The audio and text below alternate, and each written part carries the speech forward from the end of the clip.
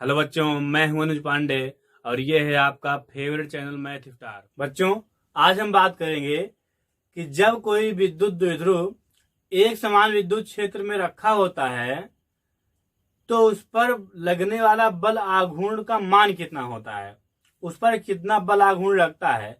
और जब कोई विद्युत द्विध्रुव एक समान विद्युत क्षेत्र में रखा होता है तो वह मोशन करता है या नहीं, स्थिर रहता है या स्थानांतरित भी होता है या गोल गोल घूमता भी है। तो आज हम इन सब के बारे में चर्चा करेंगे। तो आइए हम लोग स्टार्ट करते हैं। तो टॉपिक पे चलते हैं। तो टॉपिक आज हमारा है एक समान विद्युत क्षेत्र में विद्युत द्विध्रुव पर लगने वाला बल आघूर्ण बताना है हमें। चलिए, तो हम सबसे पहले एक समान विद्युत क्षेत्र बना लेते हैं।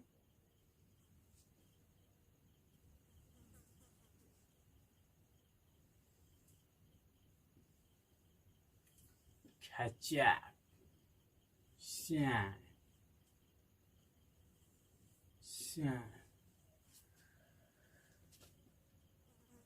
तेरी सांसों में ऐसे बस जाऊं।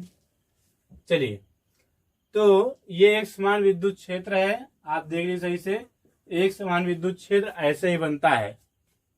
एक समान विद्युत क्षेत्र ऐसे ही बनता है।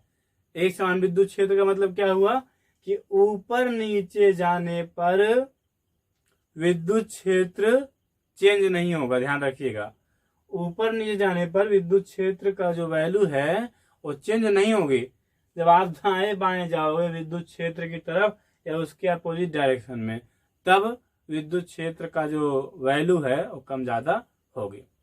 ठीक, चलिए, तो ये एक समान विद्युत क्षेत्र का इसी तरह दिखाते हैं एक समान विद्युत क्षेत्र को। तो एक समान मतलब यहाँ पे हर एक पॉइंट पे इलेक्ट्रिक फील्ड की वैल्यू सेम है। जैसे इधर जाएंगे बताए घटेगा, इधर जाएगा तो बढ़ेगा, लेकिन ऊपर नीचे सेम है। जितना इधर है यहाँ पे उतना ही यहाँ पे, यहाँ पे, यहाँ पे, यहाँ पे, यहाँ पे, लेकिन बगल विद्युत क्षेत्र की तरफ कहाँ जाएंगे तो घट बढ़ सकता है। ठीक, ऐसे विद्युत क्षेत्र की तरफ जितना आप जाएंगे ये डिपेंड करता है कि जितनी आप चाहे चार्ज, विद्युत क्षेत्र कैसे बनता है, अगर चार्ज रहेगा तो उसी बनता है इलेक्ट्रिक फील्ड चार्ज से।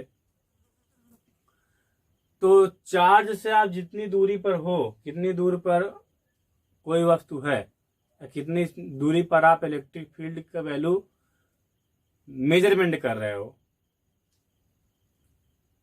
ये डिपेंड करता है। दूरी डिपेंड करती है कि चार्ज से कितनी दूरी पे आप इलेक्ट्रिक फील्ड जाना चाहते हो। जितनी दूरी रहेगी उतना इलेक्ट्रिक फील्ड कम रहे। चलिए, तो जानिए यही कि ये एक समान विद्युत क्षेत्र को इसी तरह दिखाते हैं। अब हम इसमें क्या रख देते हैं, छोटा सा प्यारा सा इलेक्ट्रिक डाइपोल। तो इलेक्ट्रिक डाइपोल रखेंगे। ये आप जानते हैं कि इलेक्ट्रिक डाइपोल कैसे बनता है। मान लीजिए यहाँ पे एक माइनस क्यू चार्ज है और यहाँ कौन सा चार्ज है, प्लस क्यू। एक पॉइंट ये है, एक पॉइंट ये है, दोनों पॉइंट पे ये रखें बढ़िया आराम से बैठे हुए हैं। इनका मिडिल पॉइंट कौन सा है बताइए, खट्टे तुरंत बताइए। ये नाम क्या रख दें इसका, ओ। ठीक, और हम बताए थे आपको कि इनके जो दोनों चार्ज होंगे इनके बीच की डिस्टेंस क्या होती है, 2, बोलिए बोलिए, 2l। जी ठीक है, तो 2l। तो ये डिस्टेंस कितनी हो जाएगी, l। ये डिस्टेंस कितनी हो जाएगी, l। इस पॉइंट को हम मान लेते हैं a, इस पॉइंट को मान लेते हैं b, ए बे। तो ए का मान l और b का मान कितना है, l, और ए बे का मान कितना है, 2l। अब सुनिए, अब अगर देखा जाए तो हम आपको बताए थे कि जब कोई चार्ज इलेक्ट्रिक फील्ड में जाता है या स्थिर रहता है या चलता है या घूमता है या नाचता है या गाता है तो उस पर क्या लगता है, फोर्स। उस फोर्स को हम लोग क्या बोलते हैं, इलेक्ट्रिक फोर्स। उस फोर्स क्या बोलेंगे, इलेक्ट्रिक फोर्स। तो वैसे गाता नाचता नहीं है, मतलब या तो स्थिर है तो चले तो उस पर फोर्स लगेगा। तो ये दोनों चार्ज हैं, माइनस क्यू प्लस क्यू, तो इस पर भी फोर्स लगेगा। अब सुनिए कैसे, जो पॉजिटिव चार्ज होता है, पॉजिटिव चार्ज, कौन चार्ज, पॉजिटिव चार्ज, उस पर बल जो लगता है वो इलेक्ट्रिक फील्ड के डायरेक्शन में लगता है। अगर आप सही से हमारा एक एक वीडियो देखते आ रहे होंगे तो क्यों लगता है, ध्यान रखिएगा। प्लस पॉजिटिव चार्ज पर फोर्स इलेक्ट्रिक फील्ड के डायरेक्शन में ही क्यों लगता है, इसको आप कमेंट करके जरूर बताएंगे, क्योंकि अगर आप पढ़ रहे हैं एक तरफ से तो जरूर आप इसको बता पाएंगे, नहीं तो नहीं बता पाएंगे। तो पॉजिटिव चार्ज में बल किधर लगता है, इलेक्ट्रिक फील्ड के डायरेक्शन में, और निगेटिव चार्ज बल किधर लगता है, उस इलेक्ट्रिक फील्ड के अपोजिट डायरेक्शन में। अर्थात इलेक्ट्रिक फील्ड में जब आप कोई चार्ज रखोगे तो पॉजिटिव चार्ज रहेगा तो इलेक्ट्रिक फील्ड की दिशा में जाना चाहेगा, ऐसे जिधर मान लीजिए सर तिधर जाना चाहेगा, ठीक। और निगेटिव चार्ज रखोगे तो उसके अपोजिट मतलब इधर आना चाहेगा। तो आप जान गए होंगे कि इस पर जो बल लग रहा है इसको हम मान ले रहे हैं कि ये बल है F1। कितना बल है, F1। अब थोड़ा देखिए सुनिए, F1 का वैल्यू कितनी होगी, देखिए तो F1 की वैल्यू होगी -EQ। क्या होगी, -EQ, क्योंकि इलेक्ट्रिक फोर्स फॉर्मूला क्या होता है, फिजिकल EQ। हम Q माइनस में तो फिजिकल की F1 की इक्वल कितना हो गया, -EQ। तो हम मान लिए कि -Q चार्ज पर कितना लग रहा है, -EQ, किधर, इलेक्ट्रिक फील्ड के अपोजिट डायरेक्शन में, ठीक। मतलब ये चाहता है जो फोर्स F1 है कि -Q चार्ज इधर चला है, इधर खींच रहा है, पकड़ के इधर इधर इधर इधर ऐसे कर रहा है, ठीक। चलिए, और इस पर जो बल लग रहा है, इस पॉजिटिव चार्ज पर बल किधर लगेगा, इलेक्ट्रिक फील्ड के डायरेक्शन में, बता रहे हैं आपको। तो इस पर बल लगेगा इस साइड में, इस बल को हम मान ले रहे हैं F2, और इस F2 का मान कितना होगा, -EQ plus EQ plus EQ। चलिए ठीक, बहुत अच्छे। और नेट फोर्स कितना लगेगा पूरे इलेक्ट्रिक डायपोल पर, नेट फोर्स कितना लगेगा, F नेट इज इक्वल, ये क्या है -EQ, और O क्या है प्लस EQ, तो टोटल कितना हो जाएगा 0। तो नेट फोर्स कितना आ गया, 0। नेट फोर्स कितना आ गया, 0। अब सुनिए, अब आप जानते हैं कि न्यूटन अंकल ने बताया था यदि किसी सिस्टम पर लगने वाला नेट फोर्स कितना हो, 0, तो उस सिस्टम की अवस्था चेंज नहीं होगी। मतलब ये रेस्ट पर था तो रेस्ट पर ही रहेगा, क्योंकि इस पर नेट फोर्स कितना लग रहा है, 0। कितना लग रहा है, 0, ठीक। तो ये भी क्वेश्चन आता है कभी कभी बोर्ड में कि एक समान विद्युत क्षेत्र में रखे गए विद्युत द्विध्रुव पर लगने वाले बल का मान बताइए। तो आप इसी तरह इतना ही इस पर कर देंगे। और इसमें अब लिखना क्या, पहले सुनिए, फिगर बनाने के बाद आपको फिगर बना लिखना, एक्सप्लेन करना है।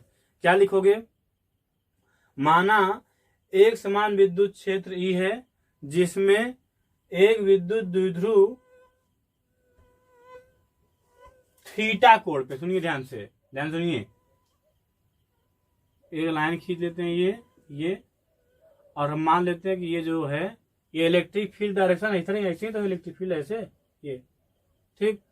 तो ये एंगल बना रहा है थीटा।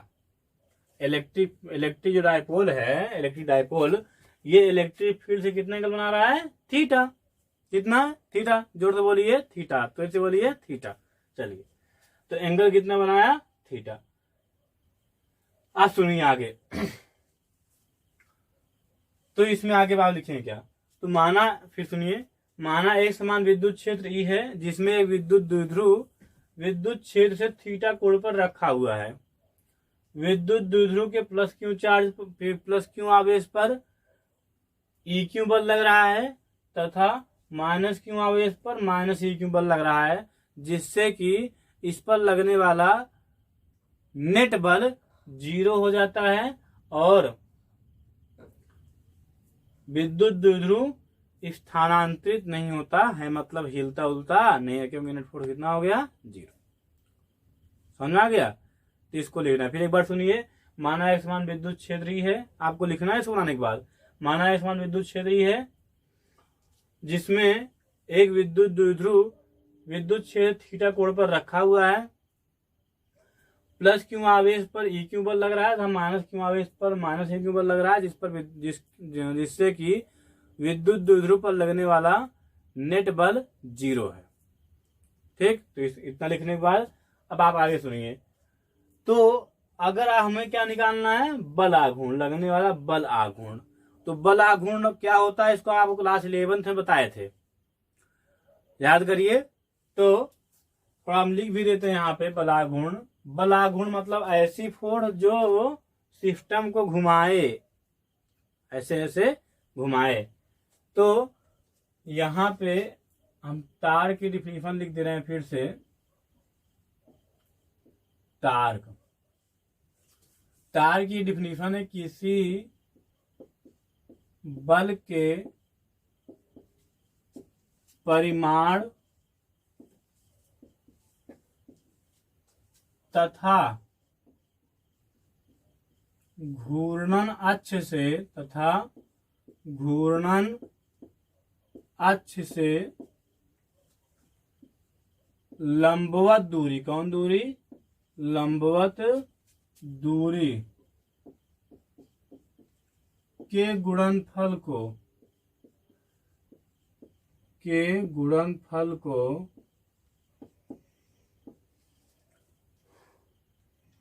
बल आघूर्ण कहते हैं। इसको आप लिख लीजिएगा, बल आघूर्ण कहते हैं। वाह, आप लोग बहुत तेज हो गए हैं। आगे क्या लिखना, इसे टाउ से प्रदर्शित करते हैं, कहीं कहीं पीछे से भी दिखाते हैं, तो अधिकतर टाउ से दिखाते हैं। टाउ कैसे बनता है, ये सॉरी गलत बन गया क्या, अच्छा पढ़ाई आजकल मेरी धीमी हो गई है। तो टाउ, तो इसे टाउ से प्रदर्शित करते हैं। अब टाउ का मान निकालना है, तो और इसका फार्मूला क्या होता है, tau is equal perpendicular force into, ध्यान रखिएगा, sorry force into perpendicular distance, यहाँ क्रॉस रहता है, vector F cross vector D, ठीक, मतलब डिस्टेंस, फोर्स इंटू डिस्टेंस, ठीक है। यहाँ क्रॉस का मतलब आप जानते ही होंगे, शरीफ राशि है टाउ, यहाँ भी वेक्टर लगा दीजिए, ठीक। अब आगे देखते हैं। तो इसके अगर देखिए थीटा कोण पर है तो इसके दो कंपोनेंट होंगे, जो एल है इसके दो कंपोनेंट होंगे। एक आप जानते हैं कि एल का इधर कंपोनेंट क्या होगा, इधर थीटा है ना, इधर में कितना कंपोनेंट होगा इसका, एल कॉस थीटा, ये इधर क्या कितना कंपोनेंट होगा, एल कॉस थीटा। और इसके सामने वाले में कितना होगा, देखिए इस लाइन पे इसके सामने वाले में होगा इधर थीटा कॉस थीटा, सामने वाले में साइन थीटा, तो एल साइन थीटा, ठीक। तो जिधर थीटा उधर कास, उसके सामने वाले में साइन। अब आगे सुनिए, सुनेंगे, चलिए। अब आप बताइए, ये एंगल थीटा है तो ये एंगल कितना होगा, तुम बताइए थीटा, क्यों, क्योंकि जानते हैं आप अगर ऐसे लाइन है तो ये एंगल और ये एंगल आपस में क्या होंगे, बराबर। तो इसी तरह एक लाइन ये एक लाइन ये, तो ये एंगल इसके इक्वल होगा, ठीक।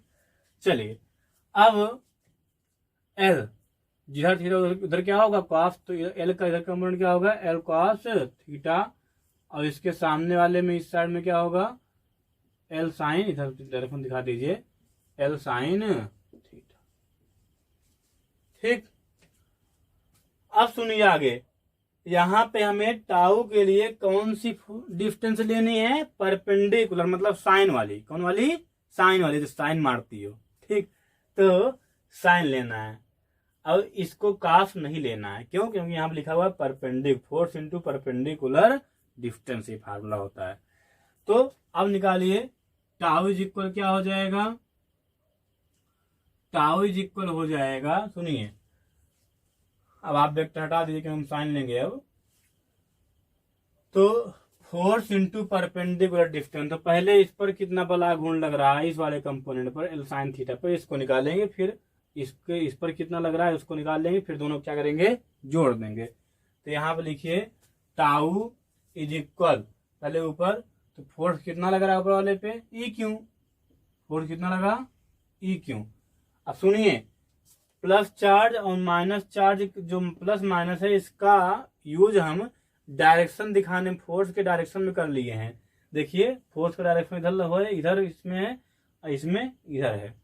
अब आप प्लस माइनस नहीं लेंगे, तो यहाँ पे क्या हो जाएगा, ई क्यू फोर्स हुआ, और परपेंडिकुलर डिस्टेंस क्या है इसमें, एल साइन थीटा, तो E Q L sine theta plus, अब इस पर कितना लग रहा है इस वाले पे, इस कंपोनेंट पे, तो आप बल जानते हैं इक्यू इस पे भी है, सिंबल लेना नहीं है, तो इक्यू एंड टू परपेंडिकुलर डिस्टेंस कितना है एल साइन थीटा। चल अब आप जानते हैं टाउ इज इक्वल क्या होगा, इक्यू एल साइन थीटा, दोनों सेम है तो क्या हो जाएगा 2 QL लिख दें क्या आगे पीछे, 2 QL ई साइन थीटा, और फिर क्या हो जाएगा tau is equal 2 QL is equal क्या होगा P, तो P इसके स्थान पे लिख देंगे इनटू ई साइन थीटा थीटा थीटा। ये समझ में आ गया होगा।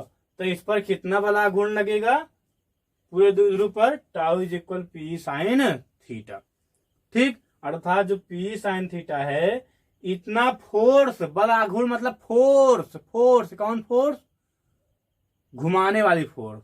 ठीक, एक इधर से पड़ खींच रही है, एक इधर से घूम जाएगी। वैसे इस पर नेट फोर्स 0 है, घूमेगी नहीं, लेकिन घुमाने के लिए फोर्स कितना लग रही है पी साइन थीटा, फोर्स लग रही है, लेकिन नेट फोर्स 0 है। नेट फोर्स कितना है 0, नेट फोर्स कितना है 0, इसलिए इस पर जो है ये स्थानांतरित नहीं, घूमेगा नहीं, लेकिन लग कितना रही घुमाने के लिए, देखिए ये tau is equal P sine theta. इसको हम ऐसे भी लिख सकते हैं, साइन टाउ तो आप ग्राफ लगा दीजिए, vector tau is equal vector P cross vector E, ये इसका फार्मूला था। टाउ जो होता है ये एक सदिश राशि होती है, ठीक, वेक्टर क्वांटिटी, और इसका मात्रक क्या होता है, इसका मात्रक होता है न्यूटन मीटर। इसका मात्रक क्या होगा न्यूटन, यहां पर निकाले, बल का मात्रक न्यूटन और डी के दूरी का मात्रक मीटर। अब थोड़ा देखिए, थोड़ा इसमें कंडीशन ले लेते हैं हम लोग, बस थोड़ा सा, तो कंडीशन पे चलते हैं।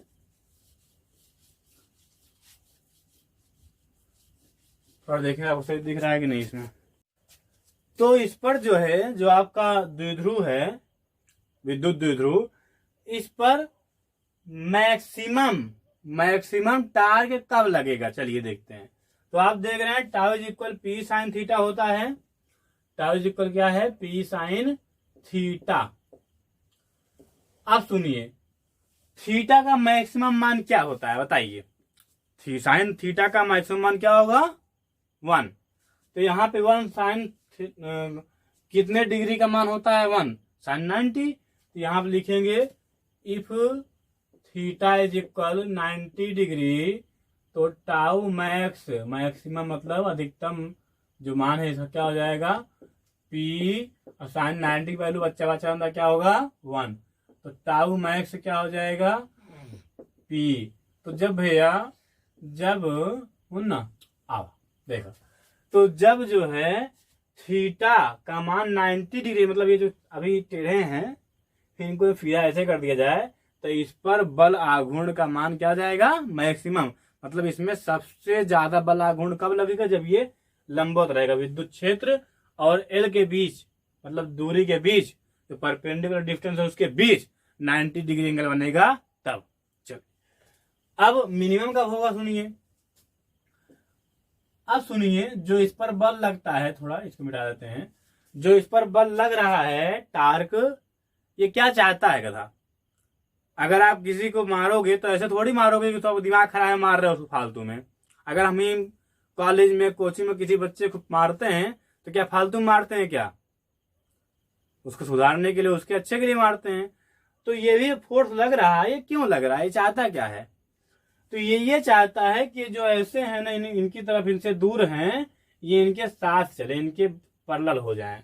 जो इलेक्ट्रिक डायपोल है ये जो ऐसे है थीटा एंगल पे, अगर इलेक्ट्रिक फील्ड से 0 डिग्री एंगल बना ले तब ये इस पर फोर्स नहीं लगाएगा, कौन इलेक्ट्रिक फोर्स, इलेक्ट्रिक डायपोल पर फोर्स नहीं लगाएगा।